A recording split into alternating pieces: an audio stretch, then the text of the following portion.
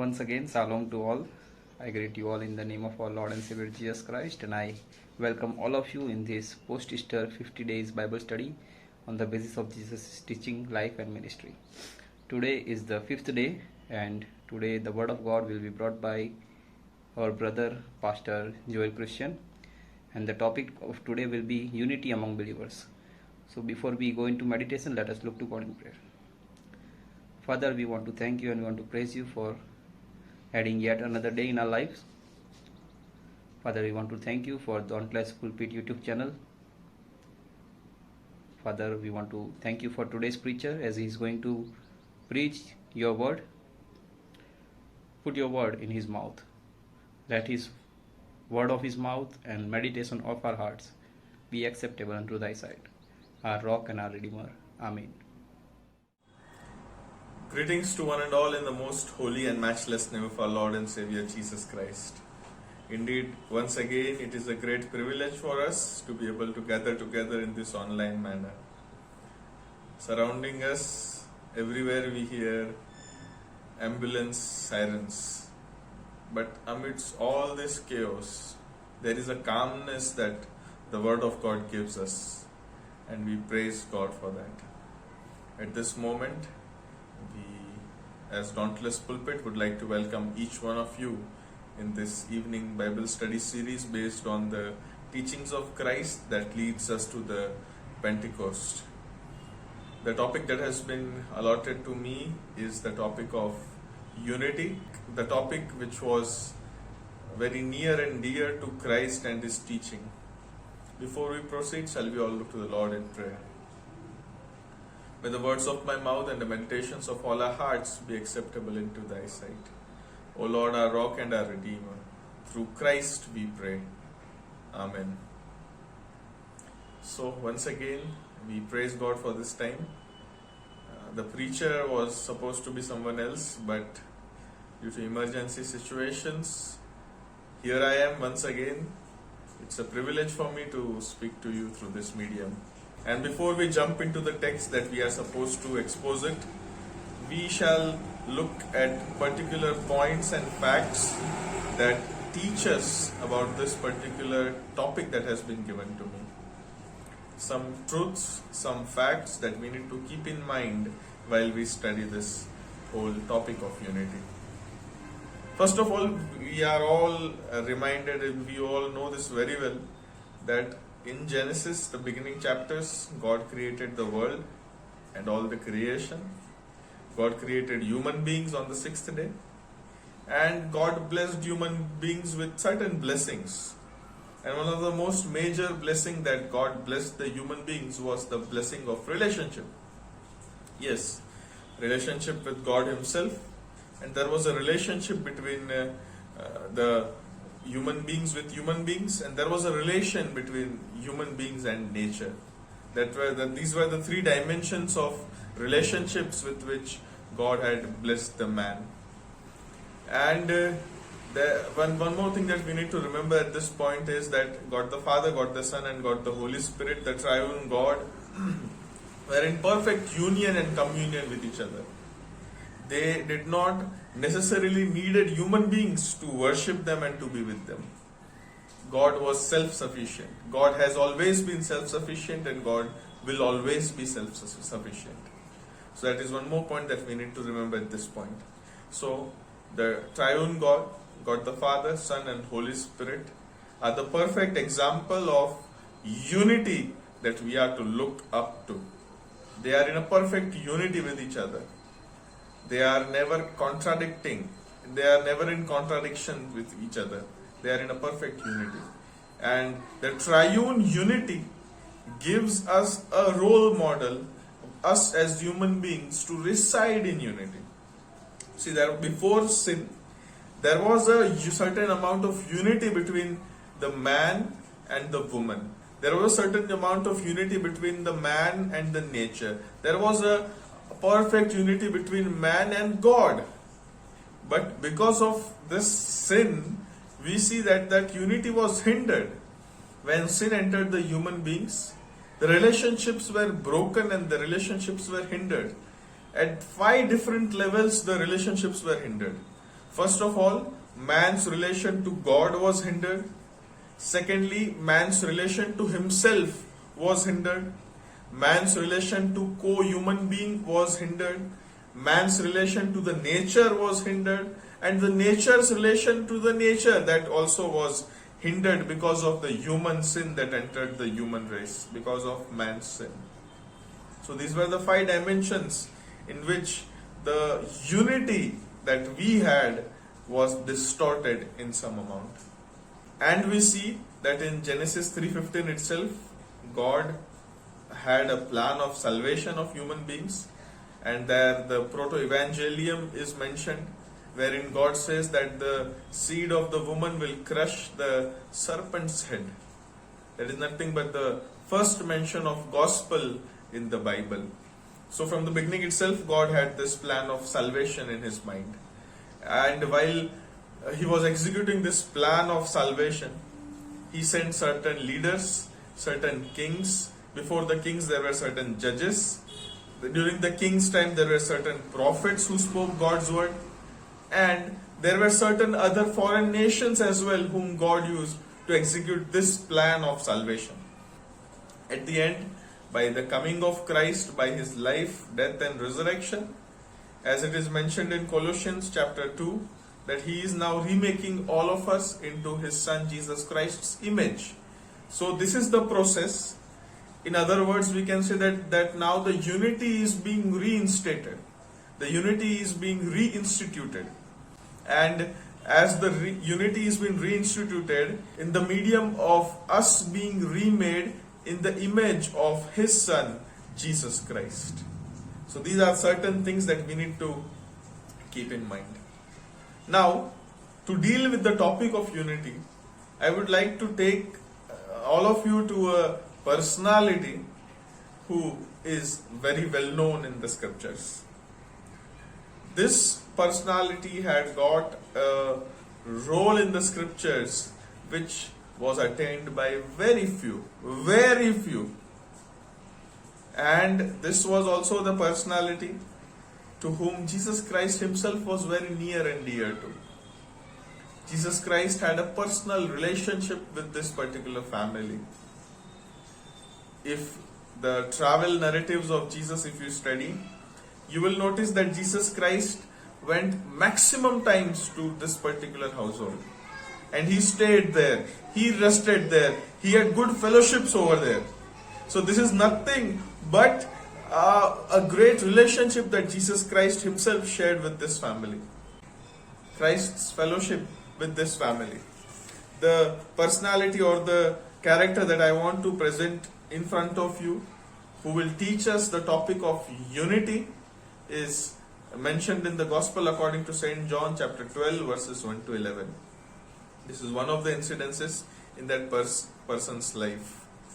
In John chapter 11, we see that her brother was raised from death.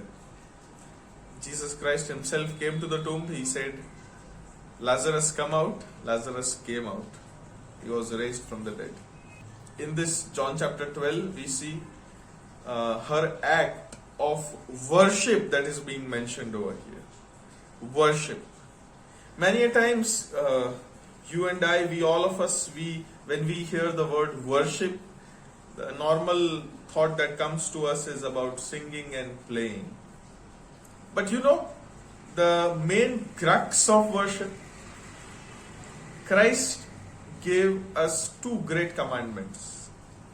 The first commandment was to love our God with all our heart, mind, soul and strength. And the second commandment was to love our neighbor as ourselves. So, it is actually the commandment that when we obey these commandments, we are actually worshipping God. Music is a medium to worship, but music is not the medium to worship. The main and the major medium to worship God is through obedience. Here the vertical and horizontal aspect of love is being introduced to us by Christ giving us these commandments. Love God with all our heart, soul, mind and strength. That is the vertical aspect of love. And loving our neighbors as our own self is the horizontal aspect of love. Now, many a times we as human beings, what we do is we start loving our neighbors as with all our heart, mind, soul and strength. That is how we do nothing but we just make our neighbors our gods. Or we make things and people God in our life. That is not what we are supposed to do. We are supposed to love God with all our heart, soul, mind and strength. And we are supposed to love our neighbor as our own self. So the centrality of worship is obedience. In this obedience, the central place is occupied by love. God Himself did that. And basing on this particular introduction, the title which I would like to give to my sharing is Unity with the Vertical Community. Unity with the vertical community. The vertical community is the God the Father, God the Son and God the Holy Spirit. They are in a perfect unity above there. We as His people, we as His church on this earth, we are supposed to exercise a unity.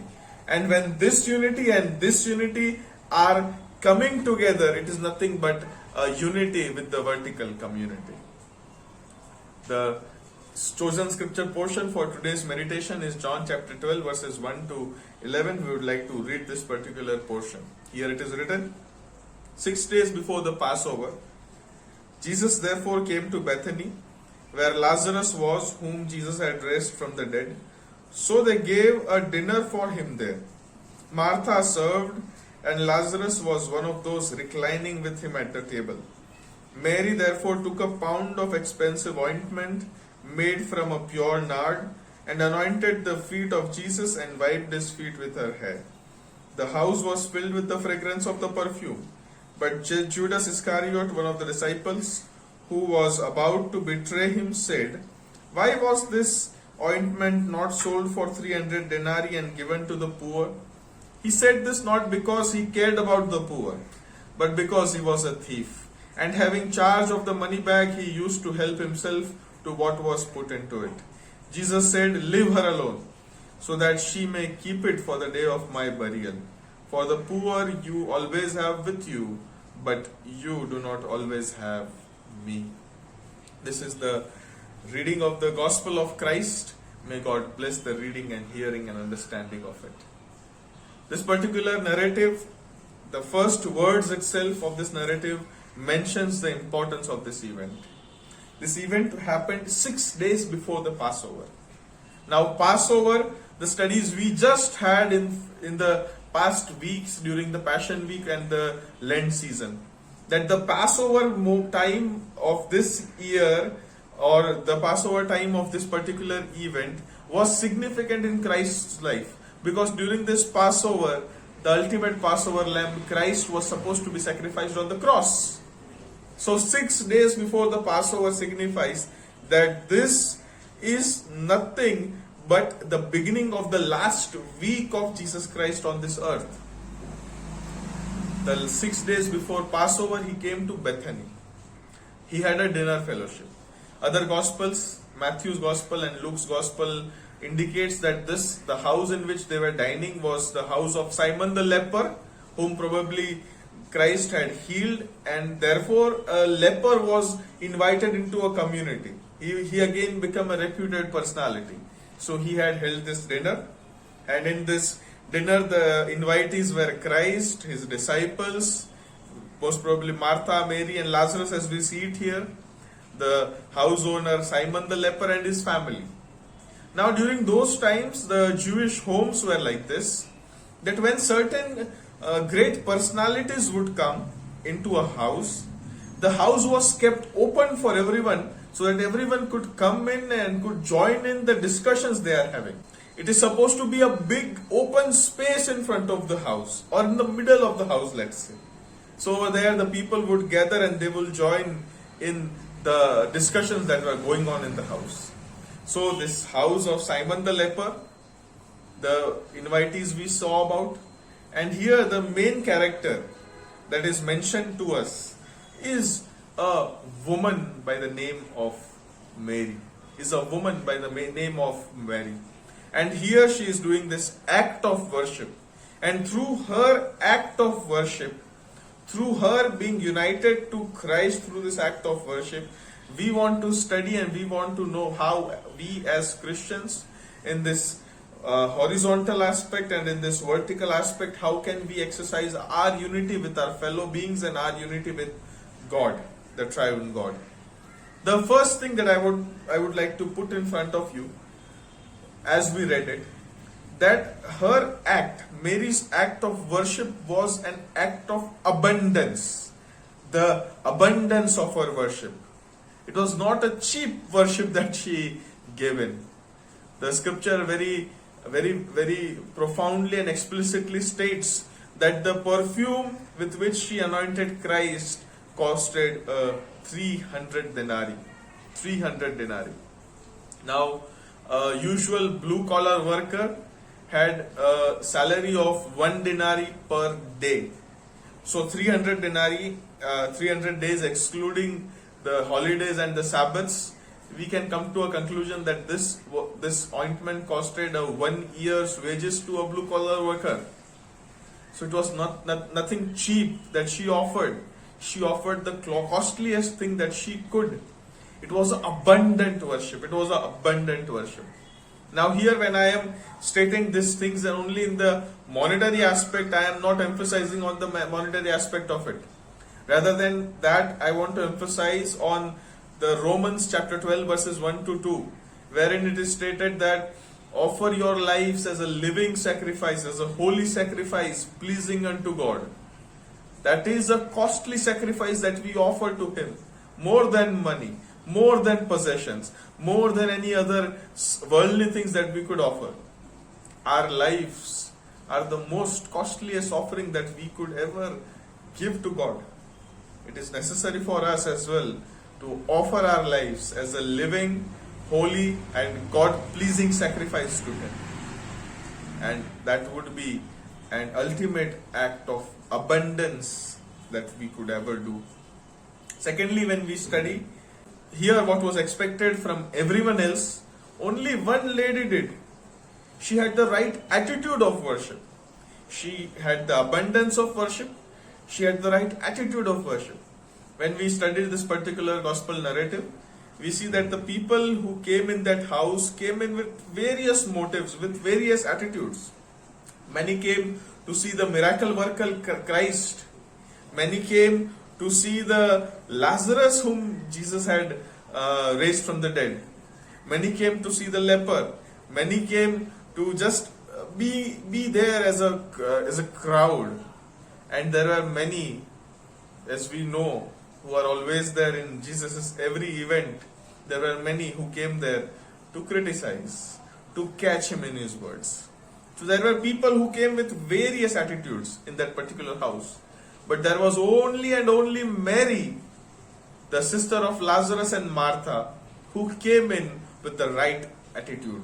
The right attitude to worship. The right attitude to offer. The right attitude to submit and to dedicate. What attitudes with which we go to our churches? What are our attitudes? Do we just go to fill in our attendance? Do we go there to gossip? Do we go there to catch the pastor in his words? Do we go there with ulterior motives? Or do we go there to worship? Our attitude matters. Our attitude matters above everything. Because it is with the right attitude, that the acceptance will come. The acceptance would come. If the attitude is not right, if the motives are different, then our acceptance would not be there. He will not accept it. With what attitude do we go to the churches? With what attitude do we attend even the online services? Have you ever gone through the comment section of the online worship services held in the churches? I don't want to expose it that much. You know what I am talking about. With what attitude? That matters. That matters a lot. Martha came in with the right attitude. She came in with the right attitude. Then the third aspect of Martha's worship was the aroma of her worship. It was the aroma of her worship. the ointment which she had poured on Jesus' feet, some gospels say on his head, it signified that a good amount of aroma would have raised from that particular house. And the house being an open house, people would have attracted to that house even through the aroma that was there. Our lives are supposed to be aromatic to the gospel. Our lives are supposed to be gospel centered. And through the gospel centeredness of our lives, a good aroma of testimony should go out. Is our life once again producing the testimony that is bringing people to God? Are we being the aroma which brings people in the church near the God? Or are we being that sticky mess which pushes away people from the church and His fellowship? Leviticus chapter 2 is a very significant one. I don't want to open and expose it verse by verse, but I want to tell you, in Leviticus chapter 2, if you read, in the beginning verses it is mentioned that when you offer and worship to God, you are supposed to offer all of the frankincense in it. All of the frankincense. And when you study the scriptures, it is very much clear that in scriptures, frankincense denotes or signifies or signals the worship. So when we worship God, it is supposed to be all of our worship. We cannot worship two things at a time. We are not supposed to worship anything else but God alone. But in that aspect of worship as well, in chapter 2, Leviticus chapter 2 verse 11, this thing is mentioned. That never offer honey in a burnt offering. Many a times, our worship, our communications with God are sweet with beautiful jargons, words that we use, but they are hollow. We don't mean them even when we speak them. So these sweet words are nothing but a sticky mess. Have you ever seen a honey burning? It would produce a very, very foul smell. You will not even like to stand in that room. Our worships are not supposed to be like that. Our worships are supposed to be with the right attitude, producing a right aroma that would bring people in the church, that would bring people near to God. Our attitude should be right. Our worship should be in abundance. And our testimony, our life should produce an aroma, a testimony that would bring ultimately people near to God. That's what happened with Mary's worship. She had the abundance of her worship. Her attitude was right. Her worship produced aroma. Then fourthly, we see that when something good is happening, there are always people who come and who sneak in and who speak unnecessarily. There were assumptions being made even during that time. And these assumptions or these criticisms were made by no one else. It was made by one of the person who was again a near and dear one to Christ. One of the 12 was criticizing this act. One of the 12 who lived with Christ all his life in this 3.5 years of ministry life. One of the 12 who witnessed Christ. One of the 12 who was always with him when he performed any miracles. One of the 12 who was with Christ when he raised people from dead as well. One of the 12. Here he is having some assumptions and some criticisms for this act of worship. Let me tell you. When you are going through a season, when you are going through a particular phase, and when you are doing something, don't always expect 100% cooperation. If you are a leader in the church, if you are a lay leader, if you are a clergyman, whatever you are, but if you are a leader and if you are taking up some task, don't ever expect 100% cooperation. It will never be. It was never even during the time of Nehemiah. It was never even during the time of Jesus. Are we better? Expect these assumptions. These assumptions will come. Even in Jesus' presence, these assumptions came in. But when these assumptions come, remember, if you are having the right attitude, if your worship is in abundance, offering of self with self dedication, if your worship is producing aroma, if these assumptions come, then remember one thing, that Christ himself will mediate, as he did it over here, and he will approve our worship. Mary's abundance of worship, Mary's attitude was right in her worship. Mary's worship was producing aroma. There were assumptions, but Jesus Christ approved.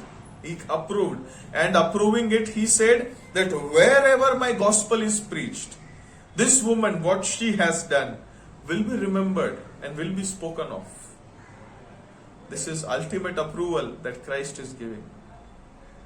This whole narrative is nothing but it is an example that shows us how we are to be united with our fellow beings, with our God. Our attitudes should be right. Our abundance, our acts should be of abundance. In Philippians as well, the Apostle Paul again and again is saying that seek not for your own good, but seek for the good of others. That is our Christian life. We are supposed to be selfless people. We are supposed to keep our neighbor in front of our own self. That is what we mean when we say love our neighbors as our own self. That is how we unite. Just imagine a world, just imagine a church who is united in Christ. We need to change our minds. We need to have minds like that of Christ Jesus, as Paul said in Philippians chapter 2 verse 5. We need to have the right attitude towards people. Attitudes matters. With what attitude you talk what to people, it matters a lot. So that therefore we need to have a right attitude. Our attitude should be building people, building communities. Our attitude should be constructive. Anyone can be destructive, anyone can destroy. But we as Christians, it is our responsibility and it is our call, it is our mission and it is our vision to have a right, constructive attitude towards our fellow beings. That through which we will be able to establish this unity that we are talking about. Selfless, being selfless, first of all, with our fellow beings. Secondly, having a right attitude. Thirdly, being aromatic. Do you know what does this mean? In practical Christian living, being aromatic means we don't grumble. It means that we don't speak ill about people. Let me ask you this. When you are in your friend circle, when you are having some chits and chats with people, are you talking about other people? Are you criticizing their acts? Are you putting them down through your words? Are you discouraging them? You are not supposed to do it. As Christians, being an aromatic personality, we need to be a mode and medium of encouragement to everyone. Encourage people. Build them up. Construct them. Give them a smile. Ask them, how are you? Give them a smile. Tell them that what they are doing is good. It would ultimately change their attitudes towards you as well. Many a times the first and only things that remains is our initiative. Let us initiate these actions of encouragement that would ultimately produce an aroma. And this aroma will ultimately result in a unity between the believers. We need this. The Christian community today, in many sense, has gone away. Groupisms have come in. Many a times we see when you enter into a particular church, there are certain groups who will be this side, there are certain groups who will be that side. The lobby culture has entered in. The party culture has entered in. In which party are you? We are supposed to be in the party of Christ. We are supposed to be in the lobby of Christ. All of us together in a united way. That our coming together as Christ is our head will ultimately produce an aroma. Is the Christian church testimony producing aroma? Are people outside the kingdom encouraged to come in just listening by the testimony of the church? Or are people going away listening the testimony of the Christian church? It is a challenge in front of us. Selfless giving that would build a unity among the believers and the believers. Right attitude will build a unity among the believers. Aromatic life will ultimately build a great unity. Our testimony matters, what we give out as a Christian community. You see other communities, I don't want to mention or name any. But we as Christian communities, we need to be together. We need to stand together in unity. And then lastly, even when the assumptions come, for the Christian community, for church, for groups, for people, individuals, families, remember one thing. If it is selfless, with right attitude, producing aroma, assumptions will be zero. The value of assumptions will be zero. Ultimately, Christ will approve. Christ will approve. And this will become a mode and medium through which we will be able to achieve an unity with the vertical community. The church being the horizontal community on this earth, triune God being the horizontal community in the heaven, in His own realm, and there has to be a sort of unity between these two entities. And the medium through which it can be attained is our fellowship, our unity together as a church, as believers, as children of God. Unity is necessary.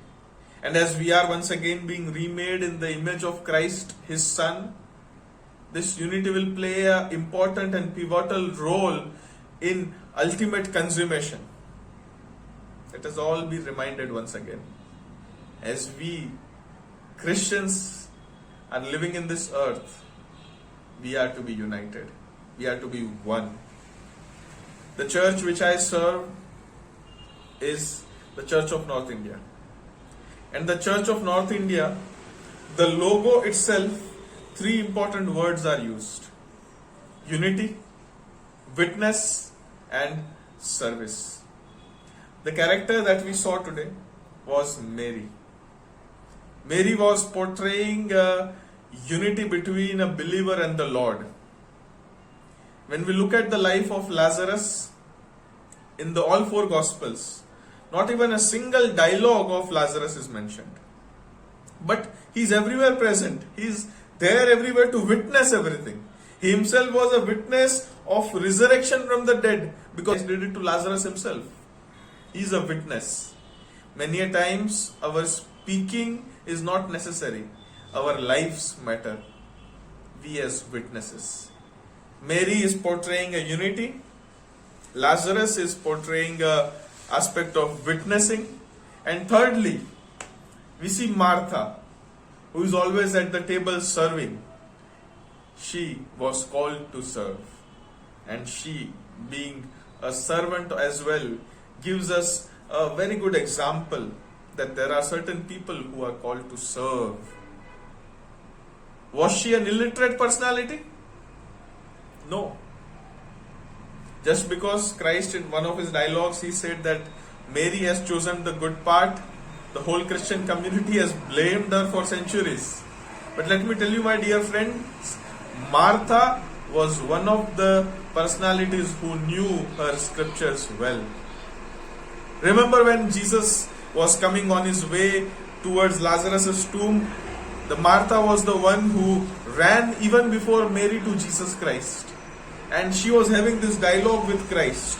And during this dialogue with Christ, Jesus said that your brother Lazarus will live. Martha said a very profound, theologically sound answer. She said that on the last day of resurrection, everyone will rise. I know. She was a well-learned personality. She was called to serve, so she was serving. Mary, the symbol of unity, Lazarus, the witness, and Martha, the symbol of service. This is what I want to gift you this evening. As we close, let us all look to the Lord in prayer. Most loving God and gracious Heavenly Father, we want to thank you for this wonderful time of fellowship that you gave us to learn from your words. Father, even as we have heard your scriptures, may we be able to be the doers of the word and not just the mere listeners. Help us, talk to us through your word, Father. Inspire us through your Holy Spirit. And once again, Father, help us to reevaluate the Christian community and the unity in the Christian community that we are having. Help us to build it strong. And through that unity, may we be able to attain a unity with you, Father, in the perfectness of worship. We submit our lives unto you. We ask all this in the most holy and matchless name of our Lord and Savior, Jesus Christ. Amen. God bless you all.